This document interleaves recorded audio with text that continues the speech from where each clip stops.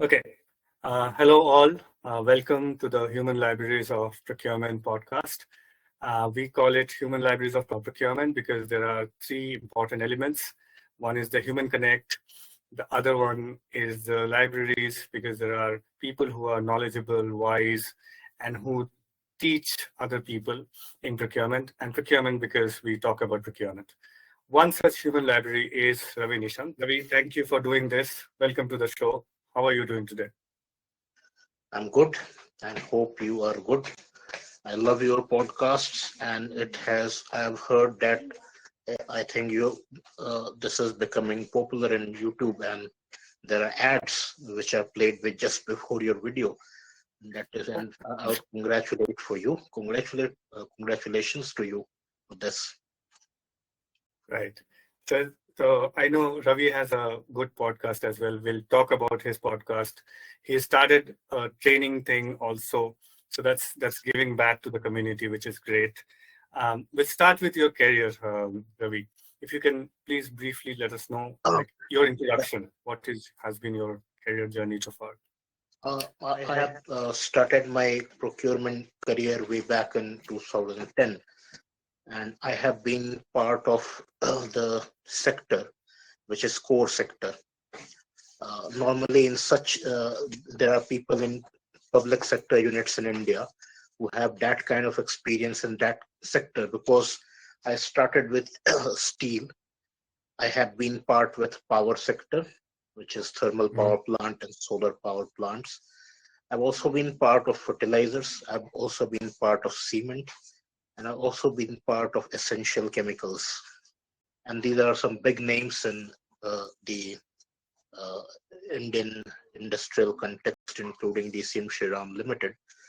They are quite old companies and big companies where I was exposed to procurement, which is of high value, of high risk, and I've been exposed to multiple kind of categories working in those sectors. If you have a fertilizer plant, one aspect is that you have a very secured market. The second aspect is that you thrive on the subsidies. You produce Right. something at a more cost, and you sell something which is which at a lower cost. And how would we get compensated? We get compensated by the subsidies from the government, and it is very difficult to get the subsidies back to the government. So we worked in a very challenging environment.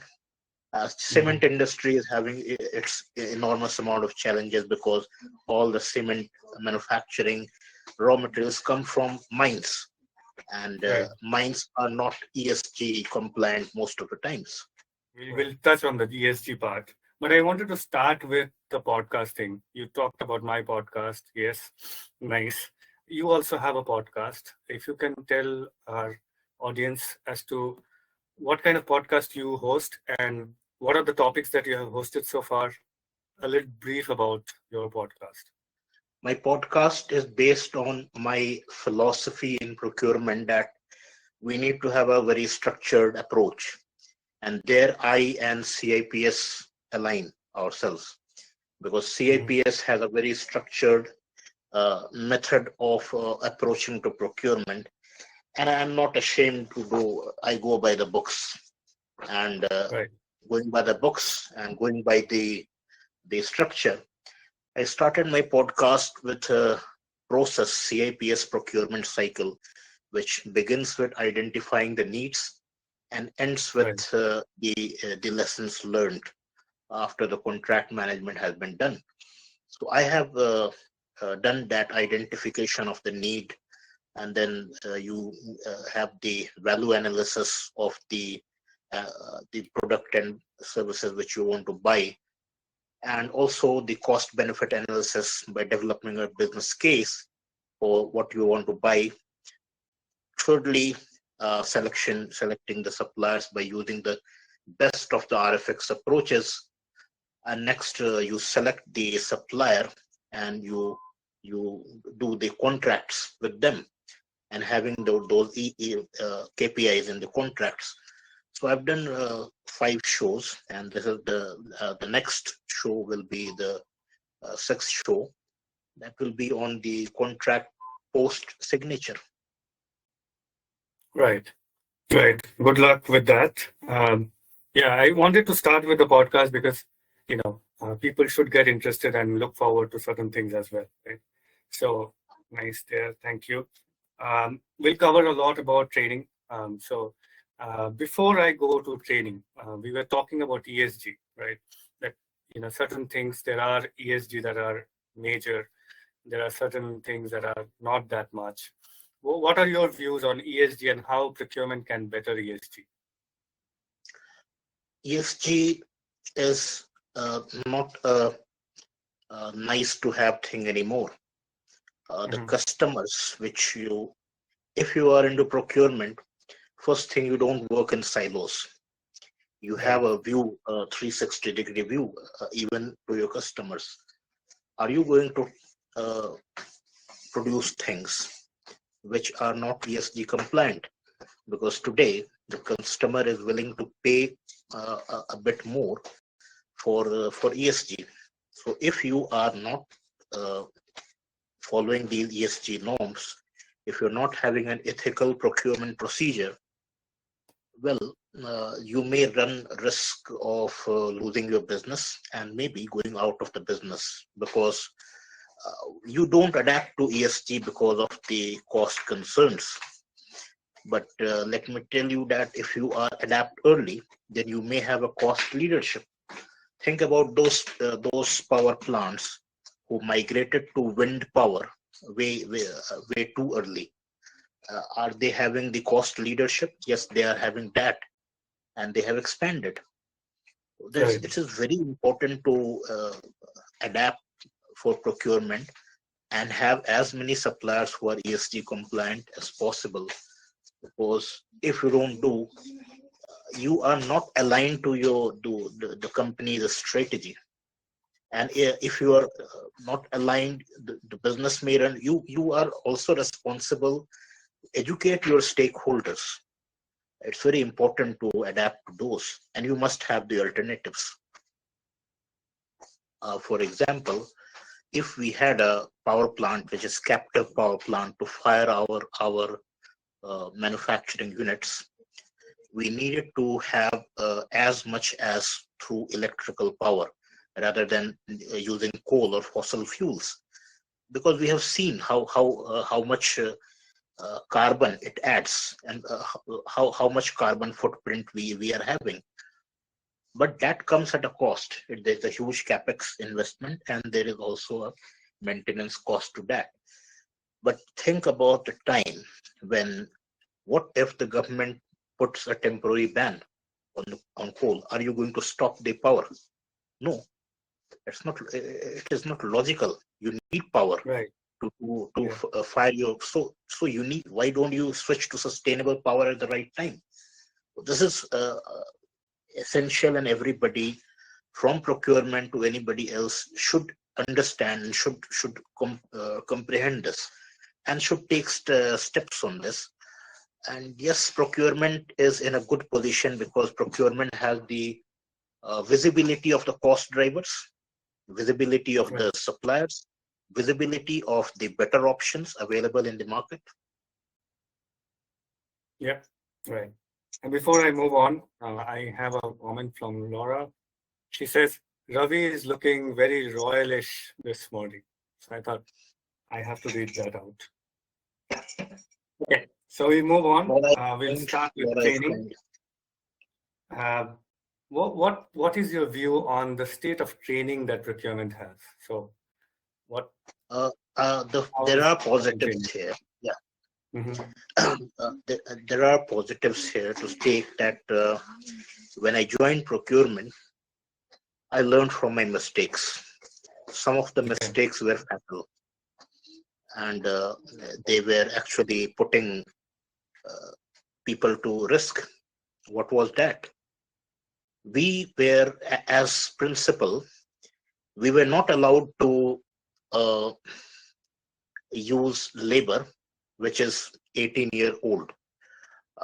But there was a situation in which the wagon tippler, what is wagon tippler? There is a sort of crane which picks up the railway wagon overturns it, and the coal falls down in a pit. I uh, I I allowed people to have 18-year below 18-year people because at that time the wagon tippler has been broken. At that time, we needed labor. Why? Because if we do not have labor and the coal would not have been put in place, the Indian Railway would have damaged us, charged demurrage to us, and that right, demurrage is per hour is huge. To save that cost, I did some certain shortcut things. I did allow, and that went unnoticed until my boss got that, and he told me that you should have lost your job because of that. You did right, something which is entirely illegal. But I was not knowing that. Why? Because I was not trained. And they were this was many one of the many mistakes I did. I was not trained, but gradually when I progressed in the organizations, I saw trainings happening there. Still, there are trainings happening, but I see lots of gaps which need to be fulfilled.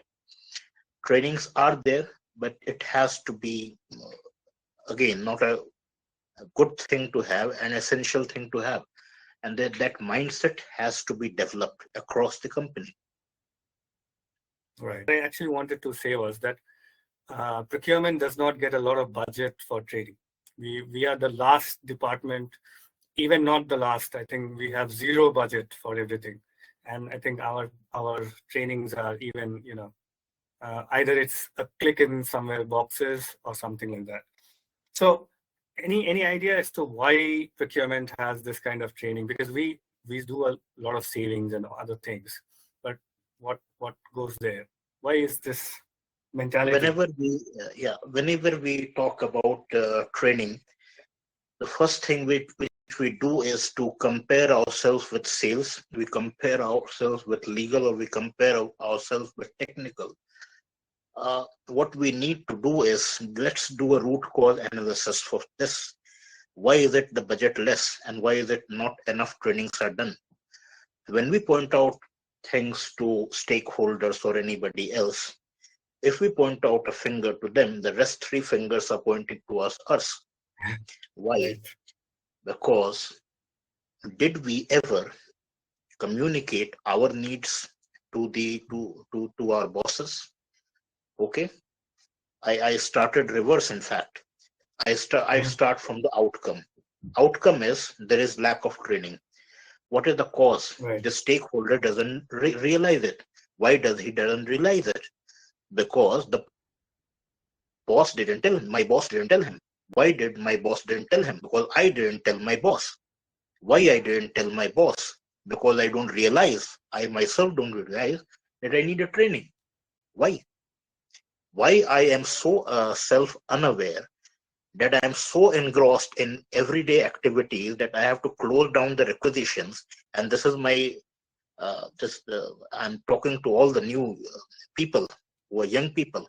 Why are you so engrossed in doing everyday things and you don't know that you are here to add value? You are not an order fulfiller or a purchaser, you are a procurement, and you have a strategic role to play. If you do not realize it, if you don't stand for yourself, why would anybody stand for yourself? Take a stand for you. And this is right, how we are ruining our own community. And there is a lot to be expected from those people who are our bosses.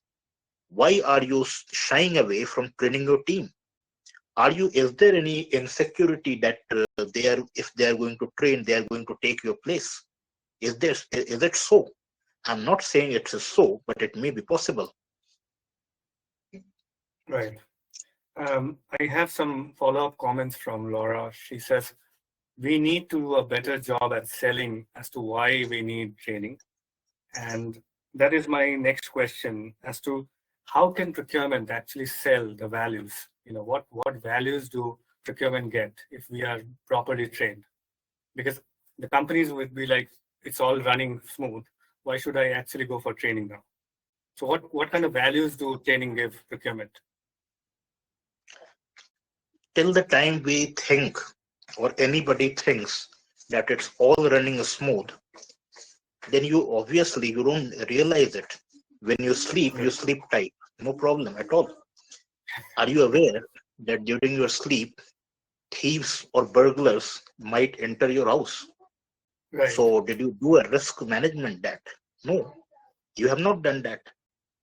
Till the time you have a belief that everything is running smooth, okay, it's running smooth. There's no need of training. As you Right. said, communicating the value. First realize what is the value itself. Hey, you need Right. to realize that the value you bring is massive, because you are not here to buy things. You are here to realize that whatever you buy, you are actually contributing to the earnings before interest and taxation, Right. EBITDA. What do you Right. think that the sales add revenues and that increases profits? I can do a what if analysis right now to prove that procurement, if cuts the cost, it may have a massive impact on earnings. So we are as important or sales, or sometimes even better than sales. That Right. I'll be doing a post on LinkedIn where I'm going to do a calculative uh, what if analysis to prove this point. So you have a need for training, whether you realize it or not. Be in your comfort zone, no problem, but you need training, and someday you'll realize it. Right. So now that we have established the fact that procurement training is needed, what kind of options do we have?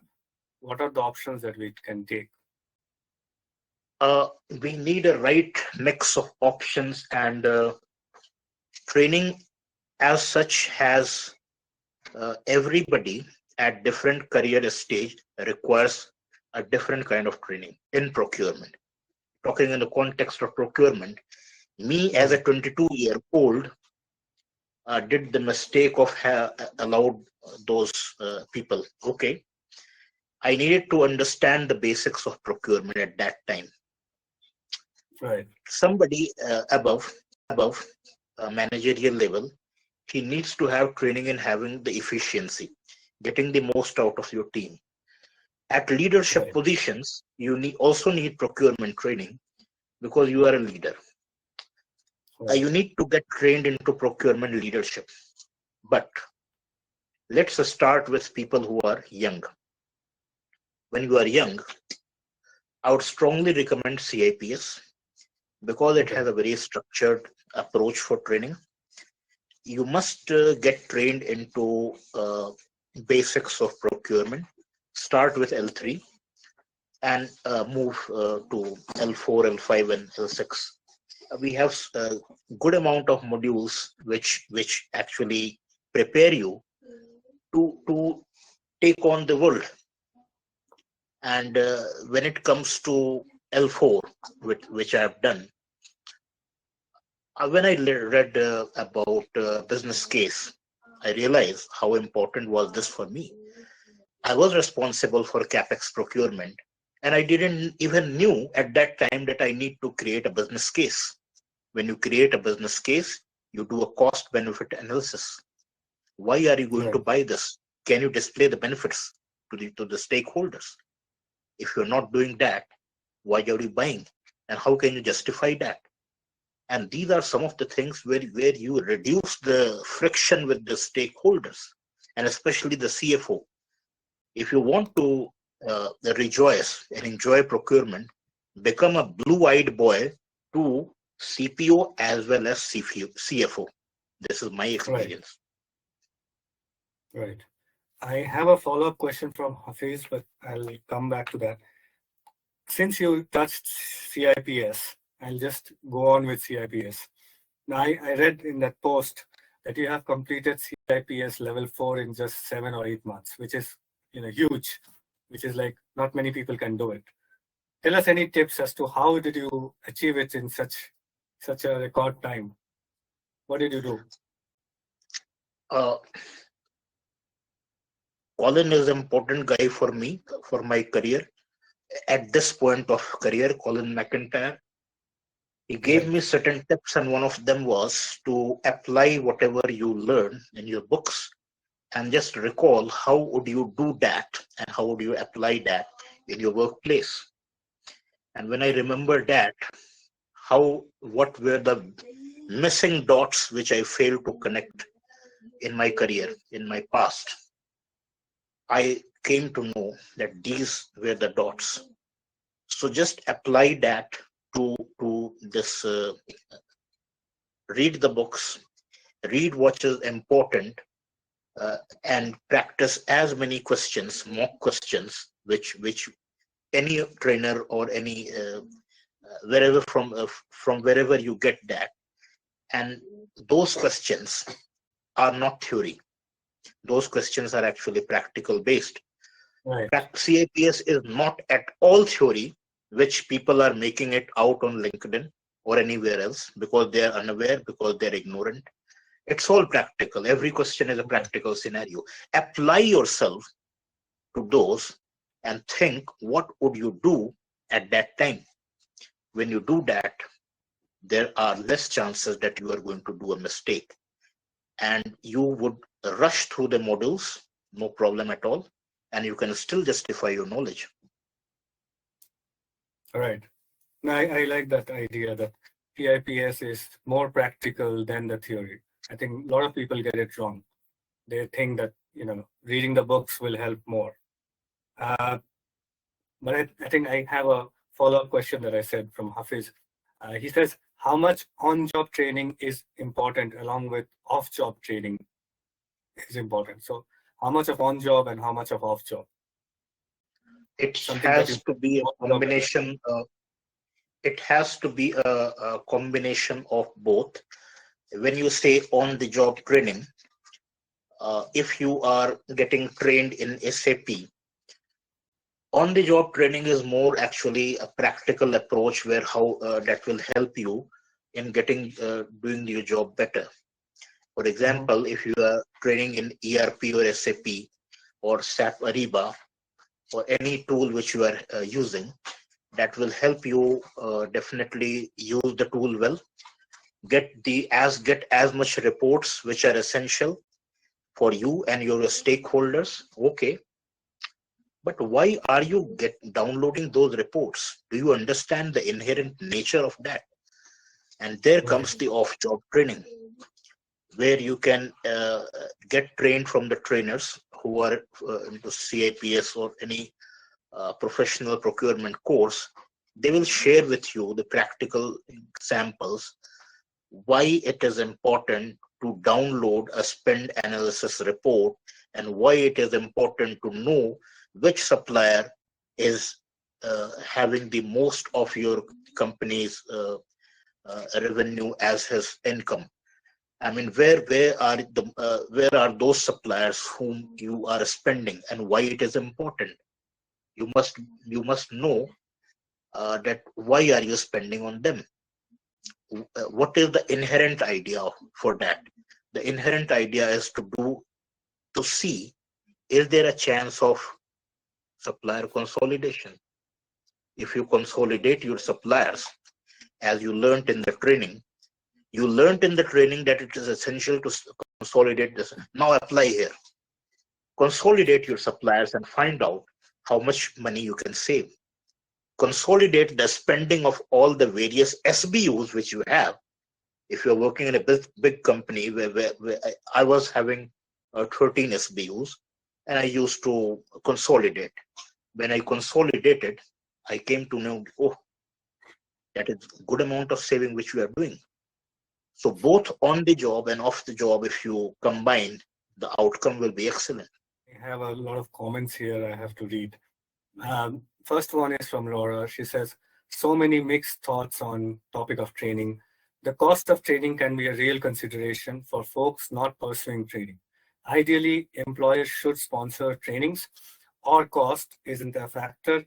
I've seen folks be widely successful in their procurement career without it and have practical hands-on experience in lieu of training.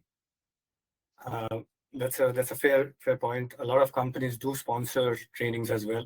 There are some catches as well. I know some companies want you to stay with the company for some time and all that. But yeah, fair point there, Laura. Then I have another comment from Colin. He says, we've got a saying, don't hug the book, which is great. Uh, a lot of theory comes from practice based on what worked and what hasn't worked in the past. We learn from our own mistakes when we can learn from others as well. And where the application comes from is taking what you learn and practice it as an individual on your own environment. So I think that's fair as well. Uh, any thoughts on those? Anything that you would like to add? I just read. Colin is right in saying that you learn from practice, but you must appreciate that there are certain things you don't learn at all. You don't know at all. You are not even aware of all at all. Practice does teach you how to buy capex, but practice doesn't tell you what are the cost saving strategies and what are the cost drivers of this capex. There are certain things which you might miss. I missed that. And what did I miss? I missed weighted average cost of capital, the role of weighted average cost of capital for financing my asset. I also missed the disposal costs. When I missed those, I was lucky that even my boss missed those. So I didn't lose my job. But even my boss was not trained. And mind you, my boss was 28 years senior. Right. But he missed that. So he did understand that, he did appreciate that yes, this needs to be taught to people. And what did my boss do? My boss was a visionary. So what he did was, he created a 368 pages purchasing manual for every newcomer who joined this company, where the fertilizer company I was part of, and I still have that, and that is precious. If some company, any corporate in the world asks me to do the training, this is my boss's legacy which I carry. Right. And he told me why decommissioning costs are important, which recently I learned in CIPS that is very important. Why decommissioning costs are important, especially when you deal with an asset which has acid, which can add toxics to the environment. How important is that? Right. I think that is where the human library thing also comes in, right? There are a lot of knowledgeable people. I mean, when we started off, we didn't have much exposure to procurement and all. We learned from others, right? We learned from our seniors. And I'm thankful to a lot of seniors who were very good in what they were saying. And a lot of time they said that it is all about common sense, or it is all about how you apply your common sense on your procurement theories and all that. But it has its own limits as well. It is good to have a structured place. It is good to have a structured training also. So both points valid. Uh, you're starting for the CIPS training in India. Would you like to say something about it? Like what can people do? How can they approach, and what can they do for CIPS in India? There are people who are approaching us, and we have got a good response overall from people. In fact, I'm lucky to have a good number of people in just 15 days enrolled for this. There are certain cost constraints, and yes, it would have been better if the company would have sponsored that. And this is one of the constraints we still face, that people are actually doing it by their own pockets. This is the constraint which we are having. And maybe if we approach the corporates and tell them what value we bring, maybe this constraint would be reduced, and Maybe we can also display the cost benefit analysis, because every training must display. Every training is, first thing, every training is a project, and that project must have a critical success factor, must have an outcome. Can we have a payment? Uh, this is my idea. Can we link the outcomes to the payment? If somebody gets better at negotiating after our training, can we have the full payment and only part payment at that time? What it does is that it frees a lot of capital, it frees lots of working capital, and it actually integrates us closely to the organization, and as well as the training. These are just opportunities which I have, but gradually people in India are getting more and more uh, exposed to CIPS. One of the reasons is that people see Gulf as an opportunity. It's okay Right. if India and some people on LinkedIn do not realize the importance of CIPS, but it is not denying the fact that this guy, Hafiz Muhammad Qasim, is from Gulf, and he knows it, how important it is for Gulf. So there are Indians who like to do CIPS and make a mark in the international markets uh, in Gulf. They want to go there to work in a very, and Dubai, as we know, is having one of the best working environments, probably top five. Number one was Singapore the last time I read. But yes, it is gradually taking place and it is gradually picking pace. This will be great in the coming future. Okay. I have a follow-up question, but I have a request from Laura as well. She says I need to read this loud. She says, Ravi, you have taken like every procurement supply chain training under the sun. You should put together a SPS compare of all the training programs. I know you're a CIPS fan, but I would challenge you to stay unbiased and outline the pros, cons, and everything, timelines and everything you obtain from each training. And I think it could be very helpful to the folks considering pursuing structured professional certificates.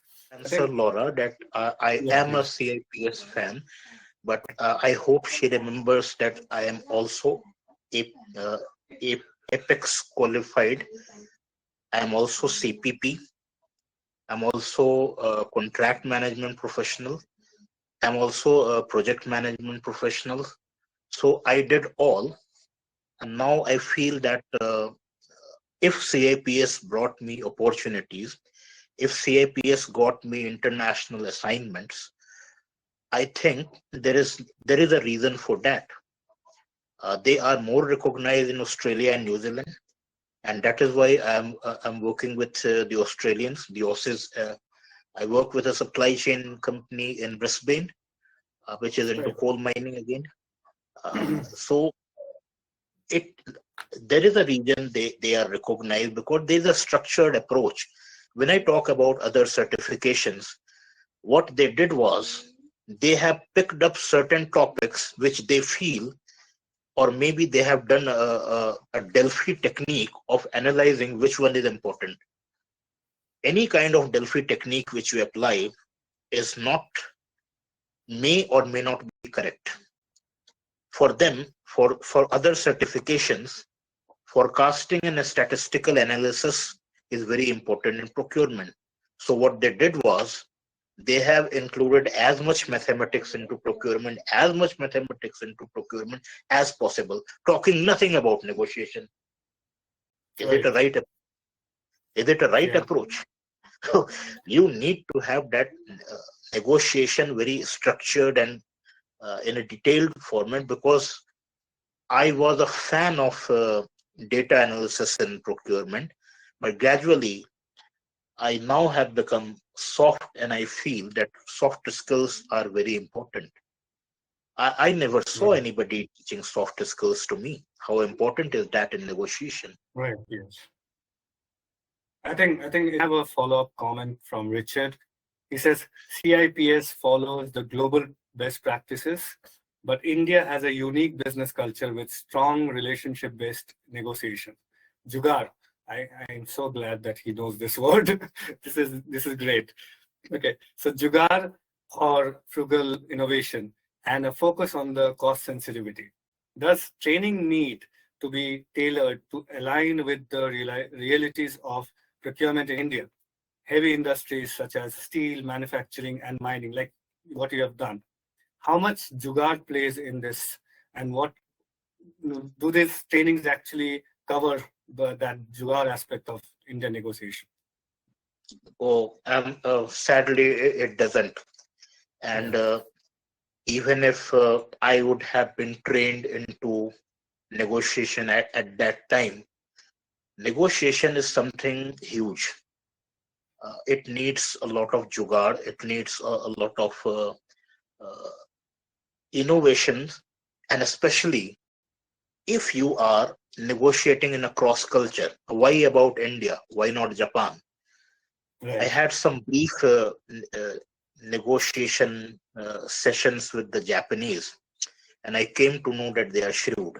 Okay, I had a brief negotiation with Spanish. I came to know that they are very aggressive. Uh, Right. the Spanish in Europe, not the Spanish speaking community in South America. They were not, but in Europe, yeah, they were aggressive, and they were actually dominating. So how you put those cultural dynamics into that, this is I don't see any kind of that. And also uh, in including the category aspects in negotiation is something which Richard is telling me we need to have that category specific inputs in the negotiation, including that jugaad. Right. I think I think innovation and negotiation, or even for that matter, soft skills. I think these are these are things that you learn as you go as well, right? So that is another aspect of it. I have a follow-up comment from Colin. He says the CIPS global standards was created by input from industries and sectors on a global scale. I have heard many that say that it would be a it would be good if it had that or this. It is a general qualification that tries to be standardized what market needs. Of course, the syllabus can be better in some areas, but overall, I like it. If there is one program for general practitioner to choose, it would be CIPS Level 4. This is the reason why I choose it rather than ad hoc modular training. It fits together. So that's a fair comment, I think. And I have one more follow-up question from Hafiz. He says, what about good cop, bad cop in negotiation? I'll tell you what good cop, bad cop from my experience at least. If there is a CEO and CFO in a negotiation, chances are that the CFO would be the bad cop. That's my experience. Because I've seen a lot of negotiation where the CEO is also there and the CFO is there. The CFO is extra rude, and that is the bad cop. And the CEO is extra nice to me, as always, and he is the good cop. Okay. With CFO as a bad cop, yes, to certain extent, but who is the worst cop in that sense? If I have understood that clearly, the worst is Right. somebody who is the head of legal. He is the worst Right. cop. I'm sorry to all the legal and friends. They are very conservative. They didn't allow me to move one step further, and I had a very difficult time with negotiating. It was more difficult to negotiate with legal than with a vendor. Yeah, I can agree to that. I think that good cop, bad cop can go on. Alex is saying HR are the worst. We all have our worst version of it. Before I move on, Laura also says there's a book called Kiss, Bow, and Handshake. Really interesting, talks about different cultures and negotiation norms. I have not read the book, but I think I can understand Uh, where it is going. I need It's the this different book. styles that you covered was that if there is any corporate that is listening to this, they can approach you and you can have a cost benefit analysis and go for some, cost model, which can benefit the individuals in turn. So I think that is a good message there. Is there anything related to the CIPS program that you are doing or anything that you want to convey to the public, or because this will go on YouTube as well? Is there anything that you want to say as a general information, like how they can contact you or something like that? Yeah, we we have our ads. We just started now. They have a number, and they can contact us. And the first thing is that let's, before the commercials and before the proposal is sent to them, I would like them to have the syllabus first thing, because everybody is having n number of permutations and combinations of opinion about SIPs. And before you make an opinion, let's have a syllabus. Read the syllabus, and if you think that it is valuable to you, please join us, because I think that it is highly recommended. The syllabus is so structured. We have the learning outcomes, we have the ACs, that is assessment criteria, which covers certain number of ICs, that is indicative criteria. So there is a very structured approach, broad, narrow, again narrow, and zeros down to ICs. So also the exam patterns, you need to know the exam patterns, which is one is constructive response, where you need to write ACEs. There are only two modules for that, M1 and M8. I'm talking about in the context of L4. And there are certain MCQ types, L2 to L7 are all MCQ types, that is multiple choice questions. But first you need to know what are you going to learn. And if you think that it's valuable, please come to us. Sure. I think that's a fair point. If anybody has any questions, please put it on the chat. We'll be happy to read that out. Uh, we covered negotiation a little bit, but I wanted to ask this question as well. Negotiation is a big time thing in procurement. We do a lot of negotiation.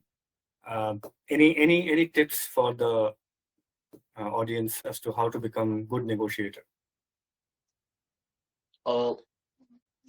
Let's the first thing, I've been a big fan of data. Get as much information as you can, not only about yourself, what you need, and get as much information about the supplier as well as their competitors. And if you do that, the 50% of the battle is won, but it only 50%. And there are many a cup between the many a slip between a cup and a lip. So just put yourself in the shoes of the supplier. The supplier might be struggling. The supplier might be dominating. The supplier may be at n number of situations, and your approach should always be of collaboration. Be as much accommodating, obviously not at the cost of your company and your integrity, but try to see value. Try to see if this supplier can be of use in the coming future. Try to see if the supplier's value aligns with your company's value. If it does not, they cannot work with you, and you will be having a hard time with them. just be a better human being while negotiating. It will Right. help you a lot. That is much needed. Yeah. I think totally. I mean, even if people don't remember anything, I think this is the part that people should remember. Be a nice human being, be a good human being. I think that would help a lot in negotiation. Uh, I also wanted to check with you, somebody who is a fresher or somebody who's just starting on procurement journey. What would be your advice? Advice is a big word, but what is your view on procurement? Why should they continue? What do you like in procurement, and how do they continue to get the success that you got? And everywhere on social media or even in the real life, they call procurement as business. And if you believe them, you are doing right thing. Right. Procurement is indeed a business. First thing you should be proud of joining a company and joining the procurement team where you are directly responsible for saving the costs, which actually go a long way in having an impact on the profits of the company. You are a direct contributor to the profits. Secondly, you work with people. If you work with people and you are good at people skills, who knows, your journey may land you in a CEO. There are some good procurement folks who have become CEOs because they are good with people. So Right. you should join procurement and continue with procurement because you are with the people. You may have your ups and downs. Even I had my ups and downs, but everything is a lesson, and you should take that in your stride and take those lessons and do not repeat them, and try to be resilient in procurement. There may be time when you feel that you will be broken, but be firm with your principles. And if you are having a principled approach, you'll succeed sooner or later. I think anybody who is listening to this, I think that would help that individual. Procurement is a good career. It has been great for me, at least. I don't know where would I be if not for procurement, right? So I You like are it. already But I think this is one way of giving back to the community as well, right? Because when we started off, we didn't have these kind of options. So I think this is fair. Uh, I have a point from Hafiz. He says, valid point, win-win in strategic suppliers and bottleneck items. So win-win for negotiation. So that's the message he is trying there. Uh, I also have something from Colin. He says, just double the demand quantities and get the discount for negotiation. So I think that might work sometimes. sometimes it works, but when you double the demand quantities, you are adding Right, to the inventory cost, right, which you won't like. Sometimes it's good. For example, uh, in our context, when we had a thermal power plant, I would have loved to have as much coal as possible. Even sometimes I felt that if I could carry some coal to my house. Why? Because there was shortage.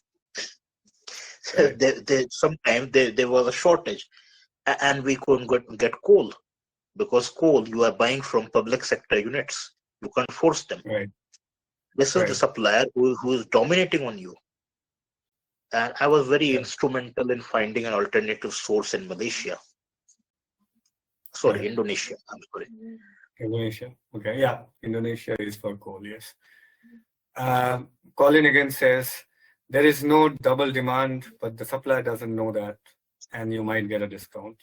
And Hafiz says, we can schedule the delivery over the period. So these are certain points that you can do. We just closing off.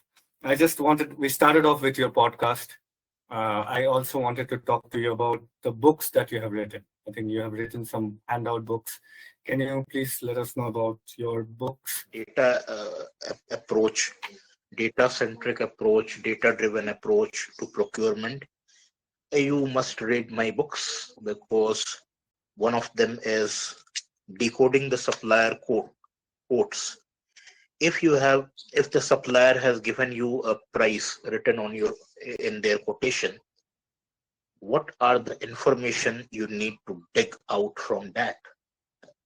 And that information is very essential to understand their cost drivers and to understand the total cost which you are going to have by having that. So, and what essential and additional information you should request from the suppliers so that you have the correct information to process that quote or to compare that quote with other suppliers. This is Right. first book. The second is activity-based costing.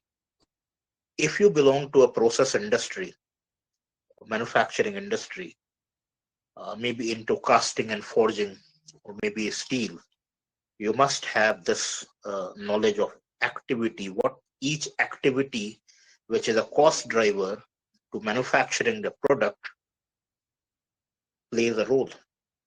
So you must read that if you are into that category at ABC, activity-based costing and procurement.